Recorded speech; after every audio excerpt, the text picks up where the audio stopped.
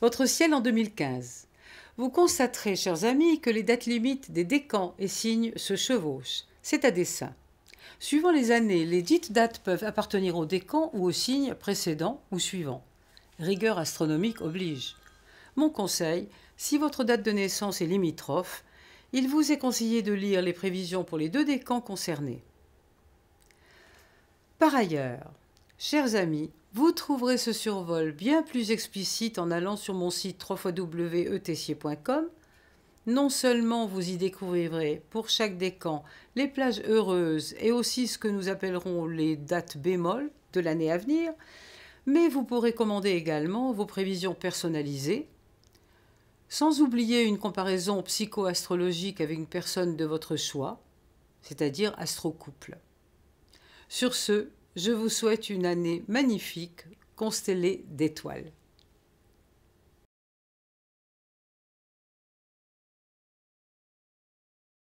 Taureau. Zénitude pour le premier décan. Renaissance pour le second. Un été chaotique pour le dernier. Premier décan, du 20 au 30 avril.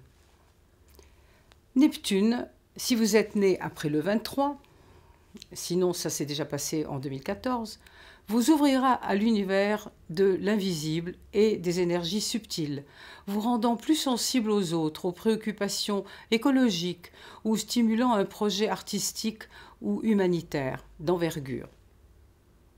Les amitiés, de leur côté, vous feront vivre des heures enrichissantes.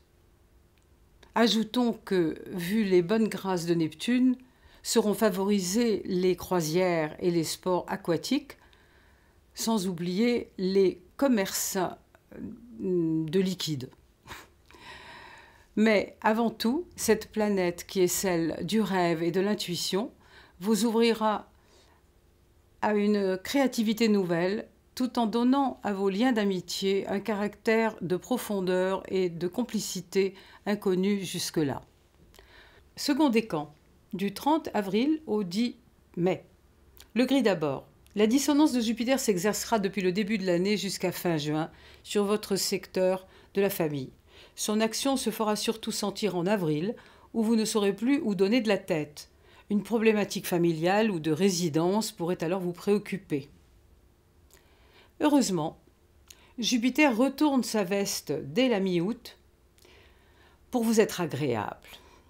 Voici le rose, pour vous gâter côté cœur, et ce jusqu'à la fin de l'année. Et même si en août-septembre le couple Vénus-Mars vous met des bâtons dans les roues, son action protectrice, reflet d'expansion et de joie de vivre, sera là pour baliser votre route. Le grand bénéfique des anciens protégera puissamment jusqu'à la fin de l'année, et précisément en octobre début novembre, votre créativité, vos liens de cœur, notamment avec vos enfants, vos rencontres amoureuses, ainsi que vos éventuelles spéculations. Ce sera le moment de jouer au loto ou d'aller au casino. Quant à Pluton, la planète la plus puissante du zodiaque, elle continue d'être votre allié, surtout si vous êtes né au tout début de ce décan, enfin né avant le 5. Cette année, elle concernera plus spécialement donc les taureaux de la première semaine de mai, et donc en plus nés avant le 5. Comme les années précédentes, elle boostera vos affaires à l'étranger, les grands voyages, l'écriture ou une nouvelle formation, les examens ou une éventuelle expatriation. Elle vous fera passer une vitesse dans votre vie, augmentant votre pouvoir, y compris matériel ou financier, ce qui n'est pas désagréable pour le taureau. Dernier décan, du 10 au 21 mai. En 2014 déjà, vous avez vécu l'opposition de Saturne qui vous aura peut-être fragilisé côté santé ou sur le plan relationnel, distance dans le couple ou l'associé ou par rapport à autrui en général, vision quelque peu pessimiste du monde, etc. Cependant, son action peu ou prou perturbante fut masquée par le bel aspect de Jupiter jusqu'à l'été dernier, mais depuis la mi-juillet, ce climat saturnien relativement pesant aura été plus présent dans votre quotidien.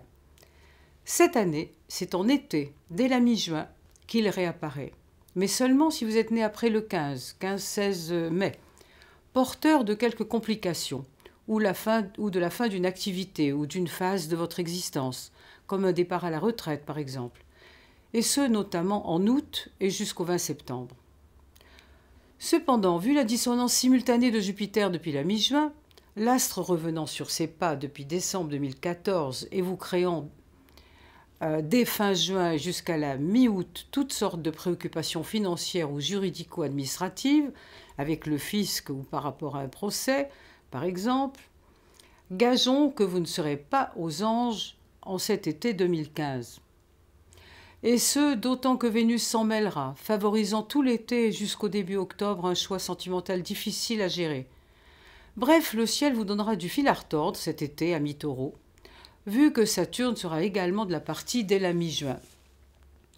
Précisons par rapport à la dissonance de Jupiter qui va vous toucher en janvier puis en été, qu'elle favorise les excroissances style kyste, verrues et autres, les problèmes de foie, de même que l'embonpoint, auquel le taureau, adepte des nourritures terrestres, est particulièrement exposé.